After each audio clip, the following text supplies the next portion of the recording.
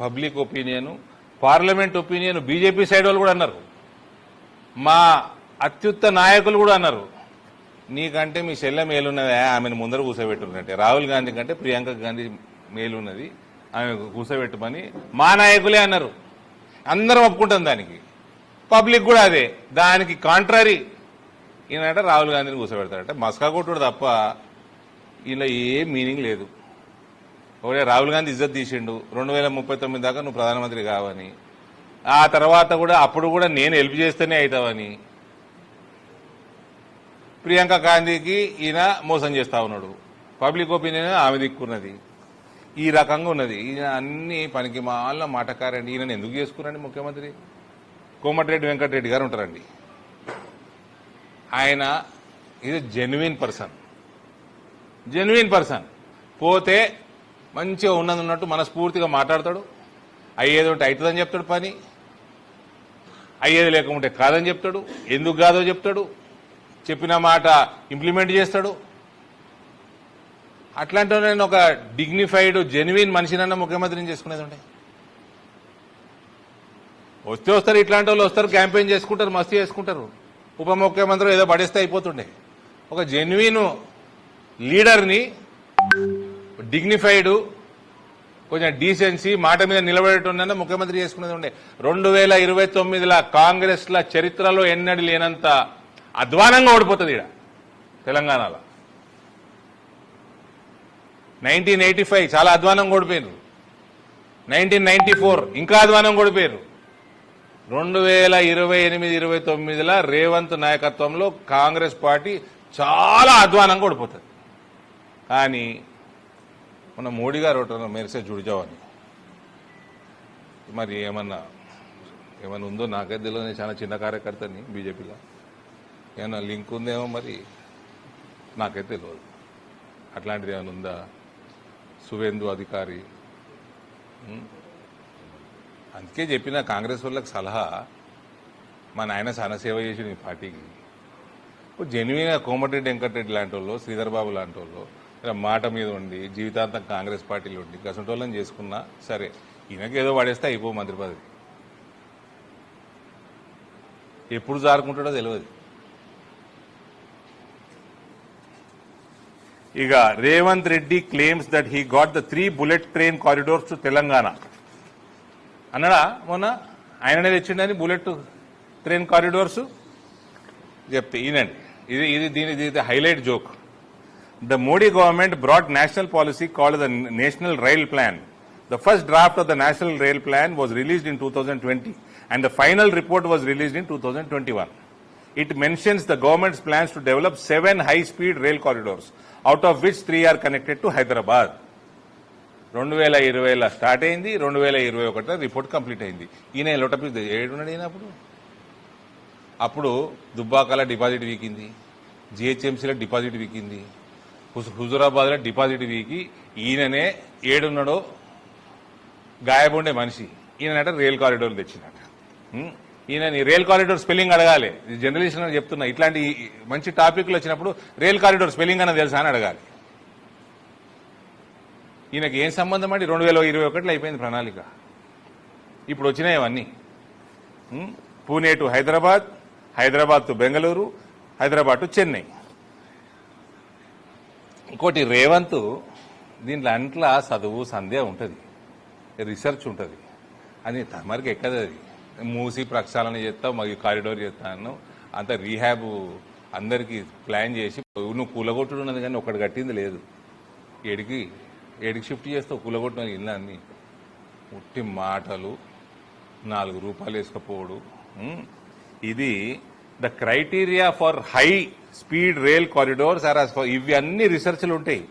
City population of more than 10 lakhs, distance between city pair of cities ఎక్కడి నుంచి ఎక్కడికి, confine to distances between 300 to 700 kilometers, city GDP, high levels of congestion, passenger flow between city both the cities including AC rail and air trips.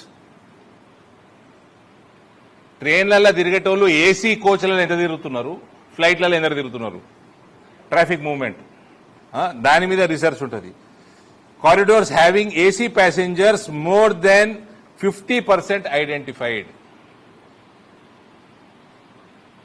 AC కోచ్లలో ఎక్కువ తిరుగుతున్నది ఈ కారిడోర్లలో. ఇదంతా research ఉంటుంది దీని వెనుక. డైలాగులు పతలాట కాదు ఇది చోటు, పతలాట కాదు ఇది. జోకర్ ఉంటుంది కదా, జోకర్ అనుకున్నాడు ఏందో మరి. ఇది జస్ట్ మన ప్రియతమ ముఖ్యమంత్రి, నీకు మాకు అందరికీ ముఖ్యమంత్రి, ఆయనను ఎడ్యుకేట్ చేయడానికి చెప్తున్నది ఈ విషయాలు. నెక్స్ట్ టైం వాగేటప్పుడు పత్తల టేబుల్ మీద వాగేటట్టు వాగకు. నాయకులు అభివృద్ధిని అడ్డుకున్నారు. ఇవాళ మీకు అందరికి ఒక మంచి అవకాశం వచ్చింది. 10 ఏళ్లు బీఆర్ఎస్కి ఇచ్చిండ్రు, 12 ఏళ్లు బీజేపీకి ఇచ్చిండ్రు. ఈ ప్రాంతంలో 2 సార్లు ధర్మపురి అరవింద్ను పార్లమెంటు గెలిపించారు. ఇవాళ మళ్ళీ మోడీ మంత్రం చదువుతున్నాడు ధర్మపురి అరవింద్ గారు. నేను అడుగుతున్నా, అయ్యా గల్లీలో కౌన్సిలర్ కావాలంటే, గల్లీలో మోరీ తీయాలంటే మేము ఢిల్లీకి వెళ్ళి మోడీని అడగాలనా? ధర్మపురి అరవింద్ గారు మీరే పార్లమెంట్ సభ్యులు కదా, ఈ 7 ఏళ్లలో నువ్వు ఏమి తీసుకొచ్చినావో లెక్క చెప్పు. మిమ్మల్ని 2 సార్లు ఎంపీగా గెలిపిస్తే మోడీ గారి దగ్గర నీకు చాలా పరపతి ఉందంటావు కదా, మరి మోడీ గారి దగ్గర పరపతి ఉంటే ఎందుకు మీరు స్మార్ట్ సిటీ కింద నిజామాబాద్ను తీసుకురాలేకపోయినరు?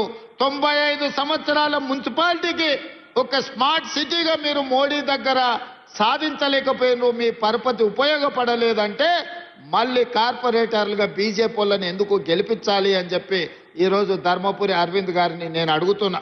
ఇవాళ మీరే ప్రభుత్వం, మీరే ప్రధానమంత్రి, మీరే పార్లమెంట్ సభ్యులు, మీ సోదరుడు బండి సంజయ్ కేంద్ర మంత్రి, మీ నాయకుడు కిషన్ రెడ్డి గారు కేంద్ర మంత్రి. ఎందుకు తెలంగాణకు నిధులు తీసుకురాలే? ఎందుకు నిజామాబాద్లో ఉండే ఎయిర్పోర్టు ఈ రోజు వరకు మంజూరు జరగలేదు? ఇవాళ హైదరాబాద్లో మెట్రో విస్తరణకు ₹1 తీసుకురాలేదు. మూసి ప్రక్షాళనకు మీ 10 పైసలు తీసుకురాలే. రీజనల్ రింగ్ రోడ్డు గురించి చర్చనే లేదు. ఇవాళ నిజామాబాద్ ఔటర్ రింగ్ రోడ్డు గురించి కేంద్రం నిధులు తెస్తా అంటే మేము ఎవరమైనా వద్దన్నమా? ఏమి తీసుకొచ్చిండ్రని, ఏమి ఇచ్చిండ్రని, ఏమి తెచ్చిండ్రని ఇవాళ మీరు ఓట్లు అడుగుతున్నారు, ఇవాళ ప్రజల దగ్గరకు వస్తున్నారని నేను అడగదలుచుకున్న ధర్మపురి అరవింద్ గారిని. ఇవాళ మీ వల్ల ఏమి ప్రయోజనం లేదు.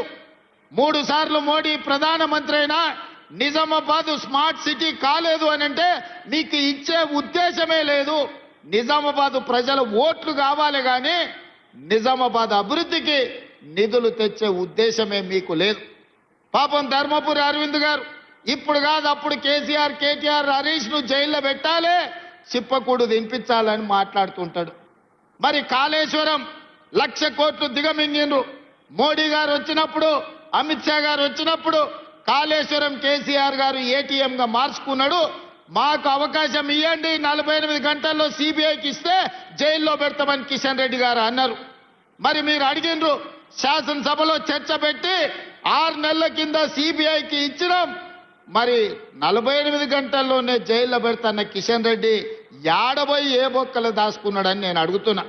ఎందుకు కాళేశ్వరంలో 1,00,000 కోట్లు మింగిన కేసీఆర్, హరీష్ను బీజేపీ వాళ్ళు మరి బొక్కలేయకుండా చెర్లపల్లి జైల్లో పెట్టి చిప్పకూడు పెట్టకుంటే ఎవరు కాపాడుతున్నారు? ఇవాళ కేటీఆర్ను జైల్లో పెట్టాలని అరవింద్ గారు అంటున్నారు. అందుకే ఫార్ములా ఈ రేస్ కేసు కట్టి అరెస్టులు చేయమని కేంద్ర ప్రభుత్వానికి పంపిస్తే ఆ ఫైలు మోడీ గారి ఆఫీసులో మూలకు పడ్డది. మరి ధర్మపురి అరవింద్ గారికి బాధ్యత లేదా? ఎందుకు అరవింద్ గారు మాట్లాడతలేరు? ఈ వేదిక మీద నుంచి ధర్మపురి అరవింద్ గారిని నేను ప్రశ్నిస్తున్నా.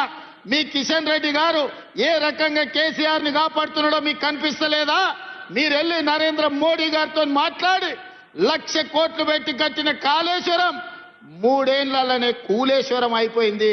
ఇవాళ కూలిపోయింది. 1,00,000 కోట్లు గోదావరి పాలైనాయి. మీరు ఎందుకు ఆ కేసును ముందుకు కొనసాగిస్తలేరు? అదే ఈ ప్రాంతంలో ఎస్ఆర్ఎస్పీని శ్రీరామ్ సాగర్ని కాంగ్రెస్ పార్టీ పండిత్ జవహర్లాల్ నెహ్రూ కట్టారు.